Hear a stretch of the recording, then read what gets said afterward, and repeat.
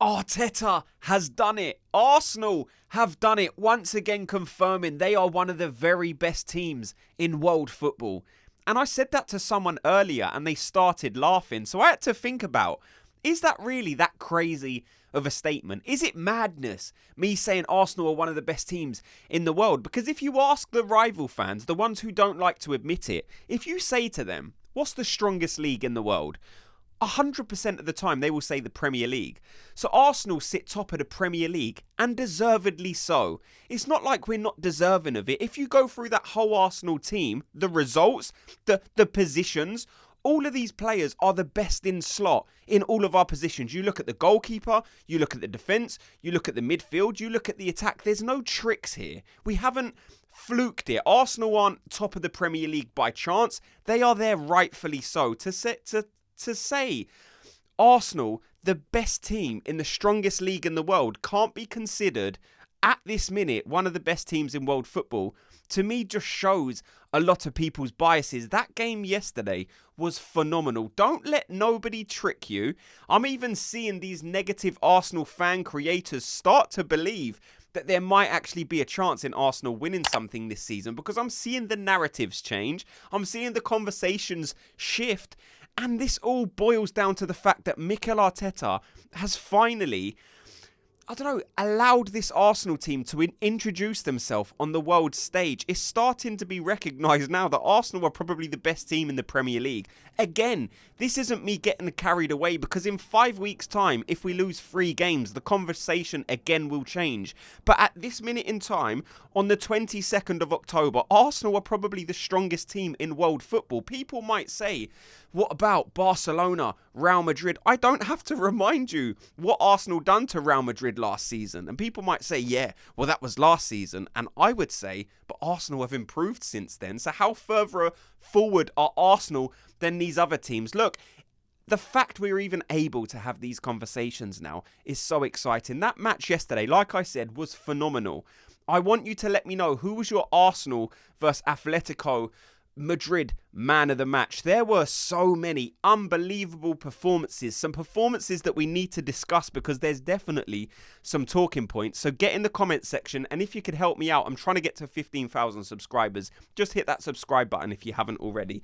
Let's start with Viktor Gyökeres, the guy who had the weight of the world on his shoulders, people on his back. The haters were loud, but the Arsenal fans backing him were just as loud. And those 2 goals were so deserving, it's almost criminal. Like the first action where he had that shot on target, you know, where it got played through to him. There was a lovely chip over the top. It might have been from Martin Zubimendi, and he just gets his toe to it, but Oblak made himself big and blocked it. I thought that was such a well-crafted opportunity from Gyokeres. Such a, intuitive decision-making moment that it deserved a goal. So the fact he got his 2 goals, like I said, just gives him some breathing space, lets people know that he's arrived, because he has had quite a lot of heat, Viktor Gyökeres, if we're being honest. Even the most positive Arsenal fan can't sit there and say they wasn't worried in moments. In terms of the performance, for me, it's always been there. I still liked what Viktor Gyökeres were doing. But you're kind of backing him because he's an Arsenal player. But at the back of your mind, you're thinking, I would love if he scores a couple goals here. I would love if in the next game he starts scoring. And that's exactly what he's doing. Now, if you look at his stats, it's not too bad. It's not the same as when he was in Portugal. But you can't expect that. Like we've just spoken about, this is the strongest league in the world. So you're not going to score in every single game. No one does. Viktor Gyökeres was brilliant. Not just them goals, but the work rate, which is something we've spoke about before. Just very, very good from Viktor Gyökeres. Next, Gabriel. I want you to, if you're an Arsenal fan or if you're not an Arsenal fan and you're watching this video, I want you to genuinely let me know, do you think Gabriel is the best centre-back in world football right now?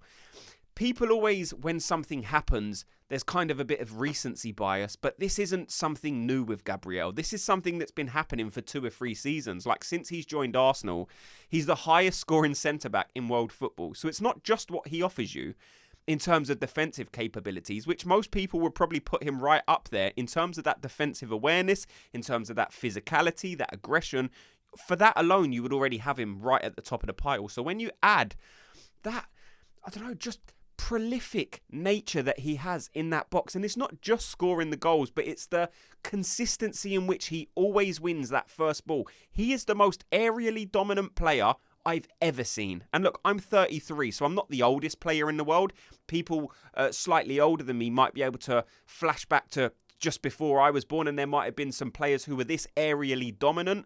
But for me, it's unlike anything I've ever seen. Look, in my younger years, I didn't watch and appreciate and study football as much as I do now, but I can't remember ever seeing anyone who is this good at winning that first ball. Not just if he's going to score, but the way that he flicks it on. We saw it in the last game with Trossard, where he wins that first ball, flicks it backward. It's intentional. There's always thought behind what he's doing. Of course, it's well coached, but it doesn't matter how good the coaching is, because if you don't have the attributes to do what Gabriel does, then it will never happen. He done it with Trossard, and he done it in this game as well against Viktor Gyökeres. It is just so good to have a player like that, a player who can pop up in moments, and that's exactly what Gabriel does. You've got Gabriel doing that.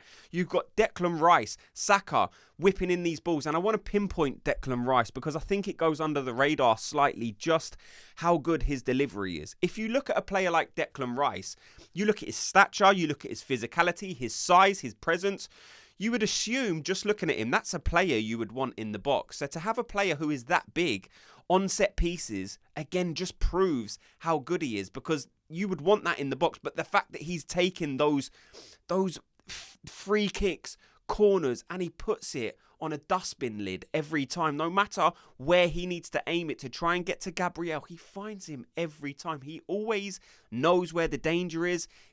Those free kicks, especially where he has to beat the offside trap and lay it just in time for them defenders who are making the run. It's not a fluke. It happens week in, week out. The delivery is exceptional from Declan Rice, and I definitely just wanted to give him a shout out because it's not easy what he does. Otherwise, everyone would be doing it from a corner or from a set piece. You can't score those set piece goals without some of the best deliveries.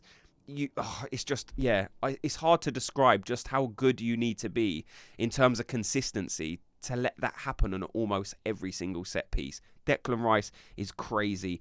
Lewis-Skelly and Martinelli, that goal was just, as a fan, watching Miles Lewis-Skelly dominate that midfield in that fashion. Look, we've seen him played at left back. Most of us know that for basically all of his career, he's been played as a centre mid. And when he gets himself in those positions, you can see just why he excelled in that position. The drive, the close control where he kind of teases players, where he's like, right, I'll show you enough of the ball that makes you think you can win it, and then I'll just nick it away from you at the last second. That is an art. There's a craft in that for sure, where you're kind of playing what looks like a heavy touch so the opponent thinks, right, I'm on here, and then he just dances straight round them to take them out of the game. That run, that driving run, something we see from Declan Rice, those driving, penetrative runs, holding onto the ball and then releasing. Miles Lewis-Skelly was great in that moment, and Gabriel Martinelli, all of us thought it. When he done that finished, we all flashed back to Thierry Henry, and Martinelli has that in his locker. He's not going to do it every single game. He is not Thierry Henry, but he has those flashes of brilliance, and that's what we saw from Gabriel Martinelli, a player who loves scoring in the Champions League. Arsenal are on a high right now. We need to continue this. We've got a big game on the weekend, Crystal Palace. We just have to keep winning. We're seeing teams like Liverpool who are struggling. Many people saying they're in crisis. Don't listen to it. Don't be dragged into this, oh my God, Arsenal have to win the league now. You're seeing it. All these media publications are letting go of articles saying Arsenal have to win it. If Arsenal don't win, this is a disgrace. And it's like they're only doing it so if it doesn't happen, they can then take shots at Mikel Arteta and this Arsenal team. Look, Arsenal are in a great position. There's no other position of any team in the Prem, of course, that I would rather be in, but we still need to take it game by game. We can't get ahead of ourselves. We can't allow ourselves to fall into the trap of, this is easy. We can do this every single week, because it's not easy. We've seen at points this season, there's games where we've required a last-minute goal. So you're not going to breeze past every single game 4-0 in the Premier League and the Champions League. But that display last night sent shockwaves around Europe.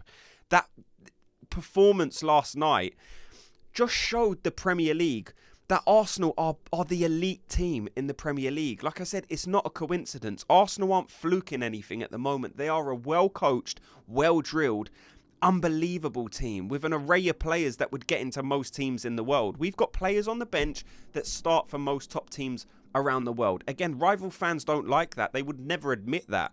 But if you give them the option of taking 2 or 3 of our bench players to throw straight into their starting 11, you better believe they would do that straight away. I want you to let me know your thoughts on everything you've heard in this video. What was your thoughts on that game yesterday? For me, it was just so, like, it started off a bit shaky. When David Raya had that moment, it was a bit like, what are we doing? Every time we go to the Champions League, it seems like we do these silly moments where it's a bit shaky. We saw it a couple of seasons ago with Saliba and Gabriel.